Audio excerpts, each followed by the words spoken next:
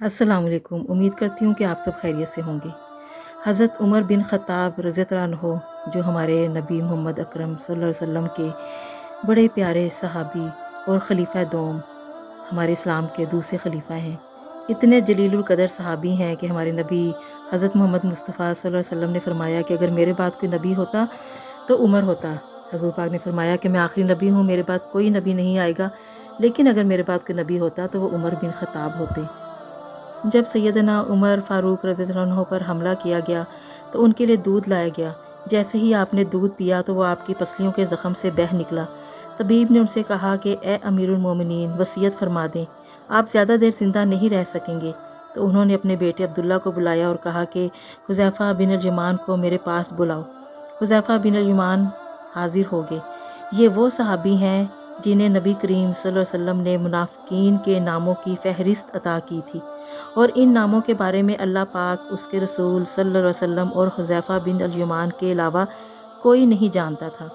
हज़रत उमर ने पूछा, जबकि खून उनकी पसलियों से बह रहा था, कि ए हुज़ैफ़ा, मैं आपको अल्लाह की कसम देकर कहता हूँ, क्या अल्लाह के रसूल ने मेरा नाम मुनाफ़िकीन के नामों में लिया है या नहीं?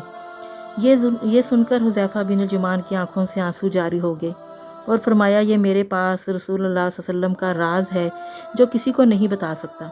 आपने फिर पूछा, खुदा के लिए मुझे इतना बता दें, अल्लाह के रसूल ने मेरा नाम शामिल किया है या नहीं?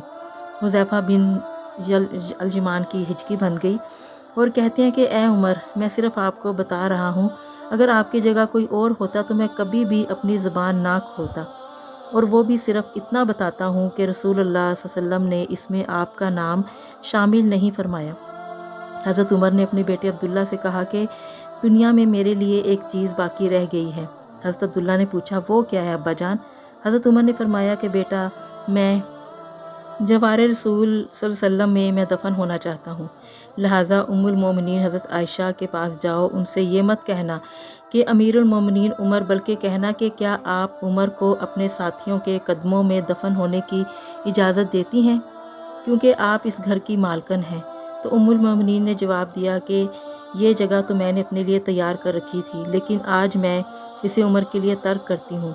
अब्दुल्ला इब्ने उमर शादा और फ़रहां वापस आए और अर्ज़ की कि इजाज़त मिल गई है। अब्दुल्ला बिन उमर ने देखा कि हज़रत उमर का रुखसार मिट्टी पर पड़ा है, तो उन्होंने आपका चेहरा उठाकर अपनी गोद में ले लिया। हज़रत उमर ने अपने बेटे की तरफ देखा और फरमाया कि क्यों तुम मेरा चेहरा मिट्टी से बचाना चाहते हो? अब्दुल्ला बिन उमर ने कहा कि अब्बा जान, लेकिन हज़रत उमर ने बात काटते फरमाया कि अपने बाप का चेहरा मिट्टी से लगने दो, बर्बादी है उमर के लिए अगर कल अल्लाह पाक ने उसे ना बख्शा। हज़रत उमर अपने बेटे को ये वसीयत फरमाकर मौत की आगोश में चले गए। ऐ मेरे बेटे, मेरी मैयत मस्जिद नबी में ले जाना और मेरा जनाजा पढ़ना, और हुज़ैफ़ा बिन यमान पर नज़र रखना। अगर वो मेरे जनाजे में शिरकत करें तो मेरी मैयत रोज़ा रसूल की तरफ ले जाना और मेरा जनाजा रोज़ातुर रसूल के दरवाज़े पर रख कर दोबारा इजाज़त तलब करना, और कहना कि उम्मुल मोमिनीन, आपका बेटा उमर, ये मत कहना कि अमीरुल मोमिनीन हो सकता है वो मेरी ज़िंदगी में मुझसे हया की वजह से इजाज़त दे गई हों। अगर इजाज़त मरहमत फरमा दें तो दफन करना, वरना मुझे मुसलमानों के कब्रिस्तान में दफन कर देना। अब्दुल्ला बिन उमर की नज़रें हुज़ैफ़ा बिन अल-यमान पर थीं। वो कहते हैं कि मैं हुज़ैफ़ा बिन यमान को अब्बा जान की नमाज जनाजा पर देखकर बहुत खुश हुआ, और हम जनाजा लेकर रोज़ा रसूल की तरफ चले गए।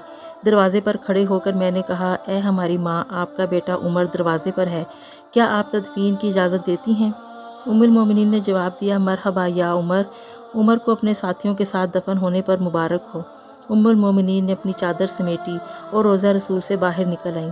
अल्लाह पाक राज़ी हो हज़रत उमर से। ज़मीन का चप्पा चप्पा जिनके अदल की गवाही देता है, जिनकी मौत से इस्लाम यतीम हो गया, जिनको अल्लाह के रसूल सल्लल्लाहु अलैहि वसल्लम ने ज़िंदगी में जन्नत की खुशखबरी दी हो, फिर भी अल्लाह के सामने हिसाब दही का इतना खौफ। यकम मुहर्रमुल हराम हज़रत उमर फ़ारूक रज़ियल्लाहु अन्हु की शहादत का दिन है। वो उमर जिसे शैतान भी देख ले तो रास्ता बदल ले। वो उमर जब उन्होंने इस्लाम कबूल किया तो नंगी तलवार लेकर अल्लाह के घर के बाहर खड़े होकर कहने लगे कि मुसलमान आज के बाद छुप कर नहीं बल्कि खुल्लम खुल्ला नमाज पढ़ेंगे। जिसने अपने बच्चे यतीम और बीवियों को बेवा करवाना हो वो उमर के सामने आए। वो उमर फ़ारूक जो दरिया नील को ख़त लिखें तो वो बहने लगे। वो उमर जब ज़मीन को हुक्म दें कि बुढ़िया का तेल वापस कर दो तो ज़मीन तेल उगलने लग पड़े। उस उमर बिन ख़त्ताब का आप اللہ سے ڈر اور خوف کا اندازہ لگائیں۔ جنہوں نے دنیا میں اپنی حکمرانی میں عدل و انصاف کی مثالیں قائم کی، وہ کہہ رہے ہیں کہ میں اللہ کے سامنے کیسے پیش ہوں گا۔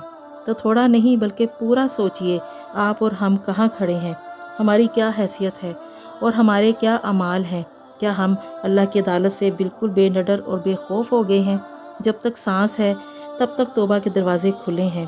جب بھی، جس وقت بھی اور جہاں بھی توبہ کا موقع ملے فوراً کر لیں۔ اللہ ہم سب کو ہدایت اور سیدھے راستے کی طرف چلنے کی توفیق عطا فرمائے اور ہماری توبہ کو قبول کرتے ہوئے ہمیں معاف فرمائے۔ اسی کے ساتھ آپ سے اجازت چاہتی ہوں، انشاءاللہ آپ سے پھر ملاقات ہوگی۔ اجازت دیجیے، اللہ حافظ۔